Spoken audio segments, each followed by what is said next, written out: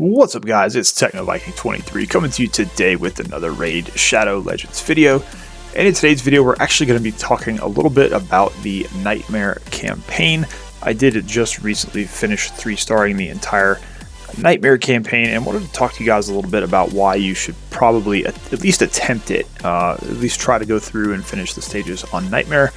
You also notice we did get our fancy new avatar up here. I had beat the normal Doom Tower finally last run of it, but they did not do the avatars retroactive, so I had to go through it and do it again, even though Doom Tower is probably the least enjoyable thing for me at this point in this game, even though I did initially like it when it first came out.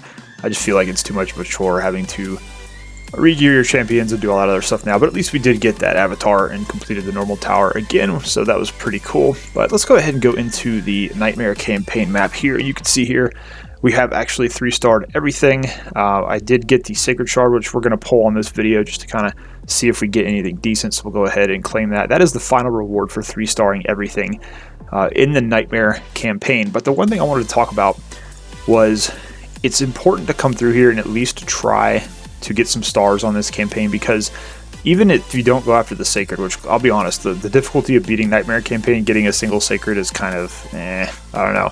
But the other stuff you get along the way is pretty good. Now, I can't go back and look at the other items that we got, but I can tell you, like, when you get about halfway through the stars, you do get a full 6-star, 6-piece set of speed gear, which is, I believe it's epic rarity. That alone right there is pretty much worth at least trying to get up about halfway through the stars, because you have a good chance there to get some good speed boots, hopefully some speed substats. But a full 6-piece speed gear set is pretty awesome. You can put that on your arena speed champion, and that can be very, very helpful. You also get a ton of silver from doing this. You can see at the 195 we got 3 million silver just for getting that far in. You got 200 gems here, and then the really cool thing here is you also got 3 rank 5 chickens at 225. So a lot of really good rewards that can help you build your champions, help you build your account if you just come through the Nightmare. And even if, like I said, if you're not 3-starring everything, as long as you're going through and getting 2 stars on a stage, you're going to be able to progress through some of the rewards and get a bunch of gems, get a bunch of silver, get some gear. I believe there's one that drops 5 ancient shards, so there's a lot of stuff to be had that can really help your account. The only thing is these stages do cost a lot of energy. It's 16 energy for the normal stages and 18 for the boss stage. That can be a lot, so I wouldn't recommend doing this all the time, but definitely, a couple runs a night, maybe come in here, try to advance this, try to get some stars on these stages so that you can get some of these pretty cool rewards right here. And if we can just kind of take a look at some of the requirements here. So you get 1 star for clearing the stage, 2 if you clear it without losing anyone. So you can run it with 4 champions all the way through and just get 2 stars on each stage and build up, accumulate some stars that way. And then for 3 stars, you can only use 2 or fewer champions. And now it has to be in less than 10 minutes without anyone dying, which that can make finishing 12-7 very difficult depending on what strategy you're using. I'll kind of talk about that a little bit too. You'll see in the background I've got another video kind of embedded here showing my 12-7 runs. 12-7 is completely RNG, just like everything else in this game. You're going up against Morty Macabre at the very end of this. You can see the team. This is the team I basically used to 3-star all of Nightmare. Sir Nick as the lead with the HP aura, and then Syl of the Drakes as the second champion. I'll show you their gear here in just a second so you can kind of see how they are geared out. But you have Morty Macabre here, who, if you have him as a legendary champion, you're probably pretty underwhelmed with him. He's a decent legendary. He's not amazing. He's not terrible, but he's got that special ability that's called Peril that just really makes him difficult to deal with, because it always procs when you're playing against him in the campaign. It never seems to proc when you're using him as a champion, but when you're going against him in this stage, you'll see in the background in the video playing, like, he just at one point just decides to hit it several times in a row and just basically wipes your team out. There's nothing much you can do. There are also 2 adds that he has with him. Krutraxa can remove your buffs, so if you're using an unkillable champion, if you're trying that Paragon cheese strategy that everyone uses, she can take that unkillable buff away, and then he just wipes you out. So very frustrating to kind of go through this. It took me about 20 runs, I think, to get it the first time, and then as I've been running it through again intermittently just to kind of test, it seems like maybe a 25 to 50% success rate, quite honestly. And I just really wanted to do it once to at least say I 3-starred 12-7, and obviously you have to do that in order to finish the Nightmare campaign. but we managed to do it. Quite honestly, the rest of the stages are not too difficult. Godfrey's Crossing is actually a little tough on the boss because he does have an unkillable buff and he can heal himself a lot, but really, as long as you have 2 decently geared champions that are, pretty close to the end game, you should be able to get through this and 3-star it.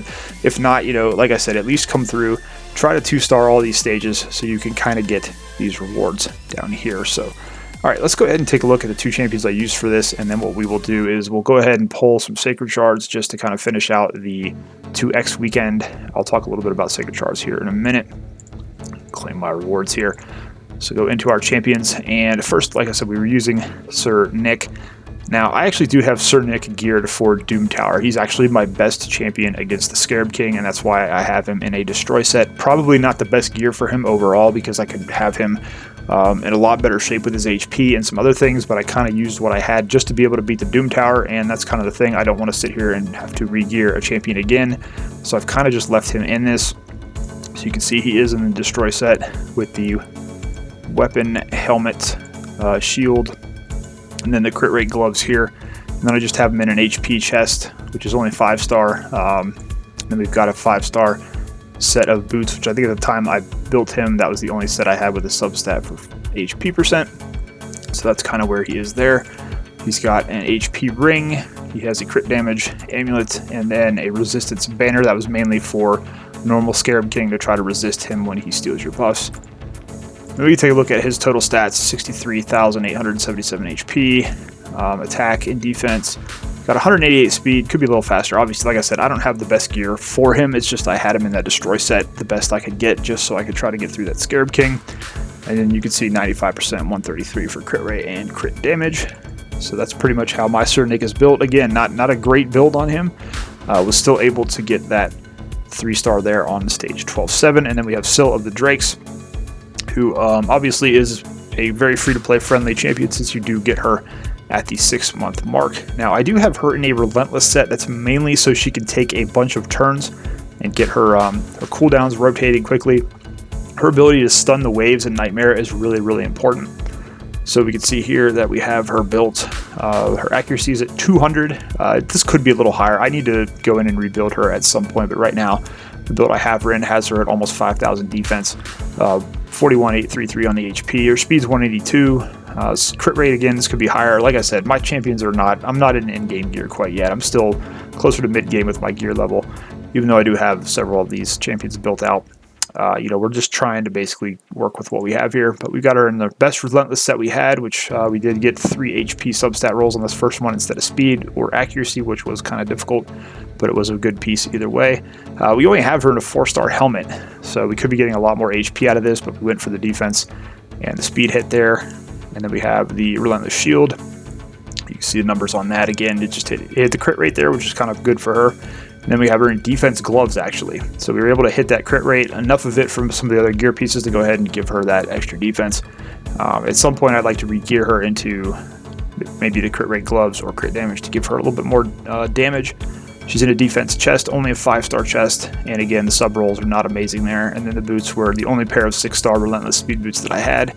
Only hit accuracy once, unfortunately, so that's one area we could get a little bit better with her in. We have a defense ring, a crit damage amulet, and then we have her in a defense banner. This could also be accuracy, but I don't think I had any at the time when I built her, and it doesn't look like, okay, I do have one now, but I'm kind of waiting to see if I can get one with a speed roll on it so that we can switch her into that. So again, not amazing builds on these champions, somewhat decent gear, but not amazing gear. And even if we weren't beating 12-7, I think the Sacred Shard is the least important reward in that Nightmare campaign. If you just focus on 2-starring and 3-starring what you can, you're going to go through there and get a bunch of really good silver, a lot of gems, some gear, some ancient shards, a lot of stuff in there you can get that is going to help your account, help you build out some champions. So I definitely think it's worth it to try to at least complete the Nightmare campaign, or at least get as many stars as you can.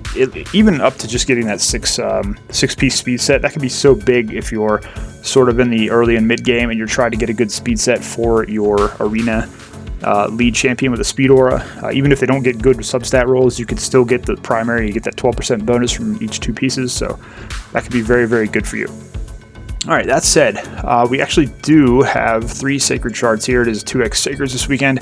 We got one of those from the campaign. I got one of those from Clan Boss this morning. It was really nice to get that chest. And then I went ahead, I think I got an offer for 1 sacred for like $14.99, which was kind of too good to pass up. And I didn't order pizza this weekend, so I had some extra money to spend. So we went ahead and bought one just for kicks.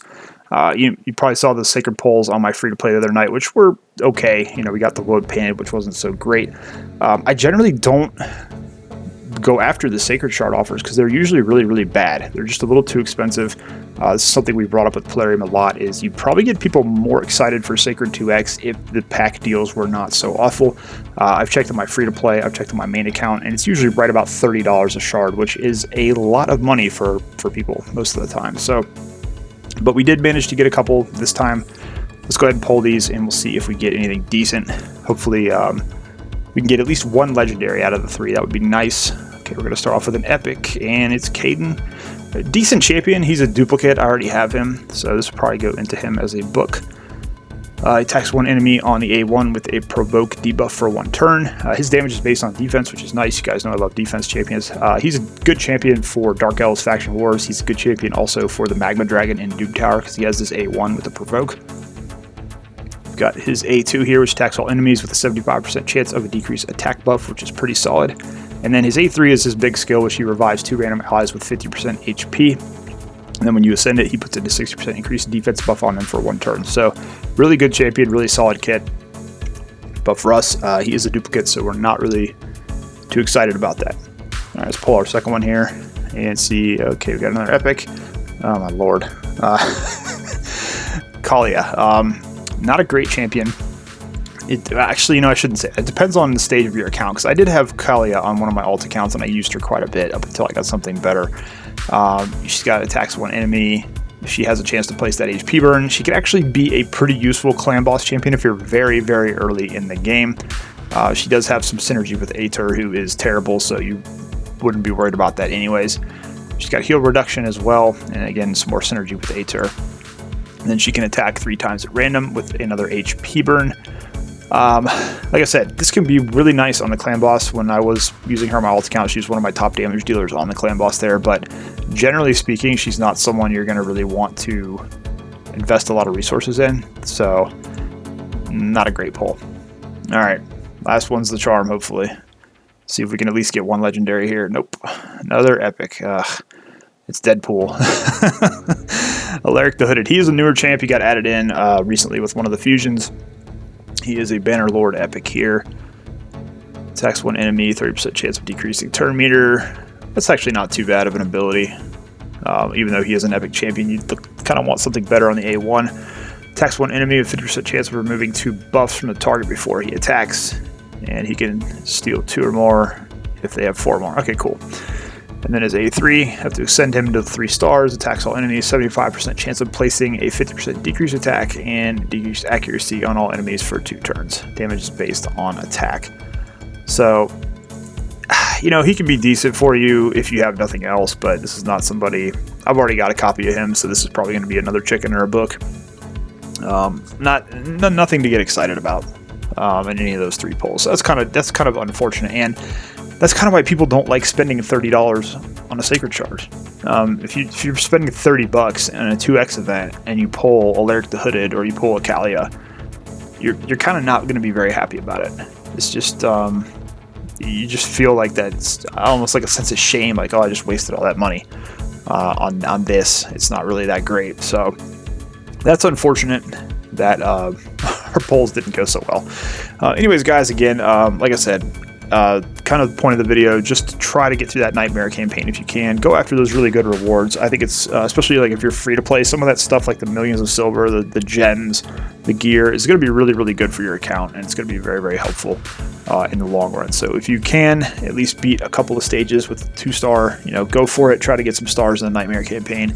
A lot of people don't talk about the Nightmare campaign enough. They kind of stop at Brutal and just say farm Brutal 12-3. Once you've got there, it's not energy efficient to do Nightmare, but I think it's worth it to at least go through and get some of that stuff and get as much as you can, at least once. Obviously, as I said before, you don't want to be wasting 16 to 18 energy all the time, but at least try to go through it and do it once to get some of the rewards that it has there. So As always, guys, if you have any questions about anything you saw in the video, feel free to leave it down in the comments, and I'll do my best to get to that as soon as I can.